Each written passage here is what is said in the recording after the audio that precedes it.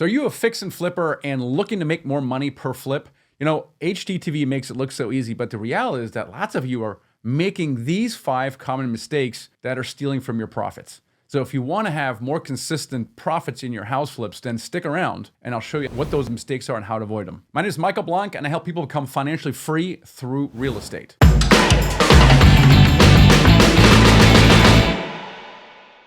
So I've done a whole bunch of real estate. I've flipped 3 dozen houses. I've landlorded. I've actually got a lot of houses from wholesalers. I negotiated short sales back after the recession, and I have about $350 million worth of apartment buildings, properties as well. So I know what I'm talking about with real estate, specifically flipping houses. And by golly, did I make many of them, right? And I got to say this though, I didn't lose money on a lot of them. That is true. But the variability in profits varied widely. I mean, I think on one house I made close to $100,000, but I did lose some. And if I look back on what I've learned through that, and also talking to some other house flipper buddies, you know, there's common themes that kept coming out. Like for me, the ARV is so important, right? ARV is important in getting that right. And then also making sure your general contractor is on budget, right? Things like that. So I'm going to talk to you about in this video about what some of those common mistakes are so you can pay attention to them and hopefully try to avoid them so that your profitability by property, by flip you make is relative. I remember I was underwriting deals. This was back in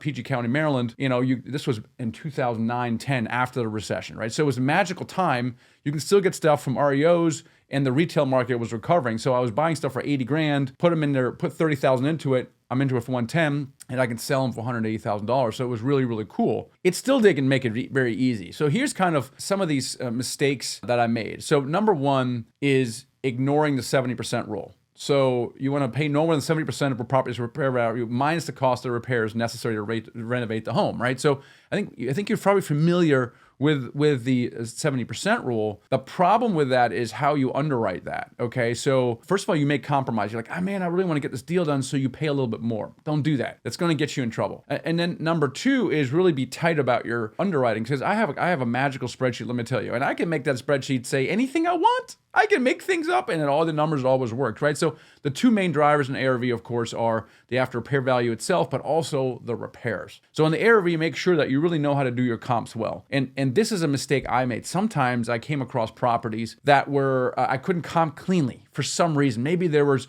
not a lot of comps. It was on the other side of a large road. I just couldn't clean it comply. And I swear, every time I did one of those deals, it bit me in the butt because of that, it actually sold for a lot less than I thought. Even if it was right across the street or something like that, I had this nagging feeling, and sure enough, every single time. And then number two, of course, is make sure that you have a strong contractor that you can rely on to give you accurate construction costs. So if you get those two together, then you can really dial in the 70% rule. All right, mistake number two is over leveraging, or specifically putting on the wrong kind of debt. And for example, hard money loans are fantastic. They're 6 months, and by golly though, they are so stressful because sometimes things take a little longer than 6 months, right? Wouldn't you say?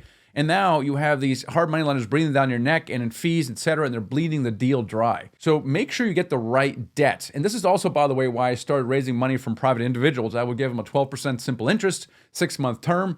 And if something didn't go right, well, I can always extend for a month and they wouldn't lighten me with fees. So I would almost say, yes, use hard money when you can, be cautious with it, make sure you're on time, and then start raising money from other people. Mistake number three is ignoring local regulations. Oh, my favorite mistake. Because how much of a pain in the butt is it to pull an actual permit, right? Now you gotta actually pull the permit, which costs money, takes time. But then, oh gosh, you have an enforcer then, the local guy coming by after you're done and looking over your work. And I'm sure when they come to your property, they're gonna find things that are wrong. And this is a pain. That is absolutely correct. But getting caught is even worse. Now, it didn't happen to me, okay? I got close one time, let me tell you, but it did happen to some of my buddies. They got shut down. They got a big old orange sticker on the front that says, hey, this is not approved for inhabitation. And now you got a real problem. So I would say don't cut corners and stick to your local regulations. And number four is a lack of proper research. And this goes a little bit to the 70% rule, but it goes beyond that because you really want to be familiar with the area. and the condition of the house and the cost of the upgrades and the repairs. Like, it's so important to get this right. If your assumptions are wrong, the whole deal is going to go sideways. So there was a time when I was buying houses through a broker. I never saw the house. Okay. And this was maybe after my 20th deal, and I was starting to dial it in a little bit. Okay. But I would not recommend that for the average investor. Like, you need to drive there and look at it. What's behind the house? What's in front of the house? What's near the house? What does the house really look like? And I would even say this is a kind of a due diligence. I mean, it's much lighter on a single family house than in a large apartment building, but still, you definitely want to do due diligence and go there with your contractor, right? Because my golly, in the beginning, when I was doing this on my own, I just don't really know what I'm looking at, honestly. And then I would get the contractor in there and we started ripping up the walls and oh my gosh, right? Problems with water, problems with mold. And my contractor I ultimately landed with, he would go in there and go, mold problem, water problem, foundation problem. Like, oh my gosh, right? How useful is that? So what I'm saying is, it's another example where you don't want to cut corners. Build your team properly and then do proper research before you buy that house. Mistake number 5 is not really having end game or purpose. And this was certainly true for me. I flipped 3 dozen houses, and at the end of the day, what did I have? Now, I did make money on it. There's no question I made money on it. But when I read Rich Dad, Poor Dad, okay, and I heard him say passive income and real estate, I immediately thought, well, single family house investing, flipping houses. But towards like the end of the 30th house, I started scratching my head going, why am I doing this exactly? And the same question is for you. Why are you flipping houses? Why are you wholesaling houses? Even why are you landlording and holding houses, right? Because you want passive income so you can quit your job, you can have financial freedom so you can do whatever you want. Now, is your current strategy getting you there? That's my question, right? Because I thought it was, but I didn't really think enough about it. I thought about it at my 30th house, and I was like, my gosh, if I'm not buying, fixing, and selling houses, I'm not making money. Okay, so that's not passive income. I was like, okay, why don't I stop selling?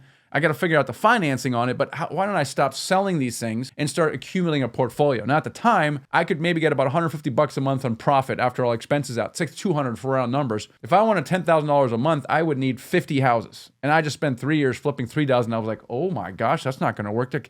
What is wrong with a strategy? Like, I really was scratching my head. And at the time in 2011, I actually accidentally got into an apartment building. It was a 12 unit in DC from one of my wholesalers. It was listed on the MLS, mispriced, and it scared the crap out of me, okay? But I got into that, and it was a nightmare because I had a professional tenant in there. Maybe you know what I'm talking about. And this guy made my life miserable hell. I almost ran out of money and lost that house, okay? Finally, I fired my property manager, put the right one in there, and all problems kind of went away eventually. And then the house got really boring. As I was flipping houses, right, this one started sending me $1,500 a month. And I was like, at one point, I was like, wait a minute, I got to do more of this and less of that. And that's kind of when the pivot happened. But I'm telling you right now, maybe the pivot can happen for you right now. And now maybe you said, okay, Michael, I've heard this before. Apartment buildings is where I want to go as well. So let me flip or invest or landlord for 5 to 10 years. I will take that experience and the money I make, and then I will go into apartment buildings. And that's a cool plan. That's better than 99% of other people. But in the real estate investing world, it's a poor plan. It's not the fastest way to get to the result, which is to replace your income so you can quit your job and do whatever you want. The fastest path is apartments. The good news is, coming from me who has done a bunch, and I've helped people buy over $1.5 billion of apartment real estate, you don't need previous real estate investing experience, and you don't need a bunch of money in the bank to do it. Okay, now you might be like, yeah, I'm not so sure about that, Michael, and I don't have time to get into it right now, but I do have time I have a free masterclass that I created for this exact topic of how you can get started with apartment buildings without experience or a bunch of money in the bank, and it's called Apartments 101. So just look for that link. It's apartments101.co. Just go to those 4 free videos, get in there, watch that thing. I think it's going to change your life. Catch you next time.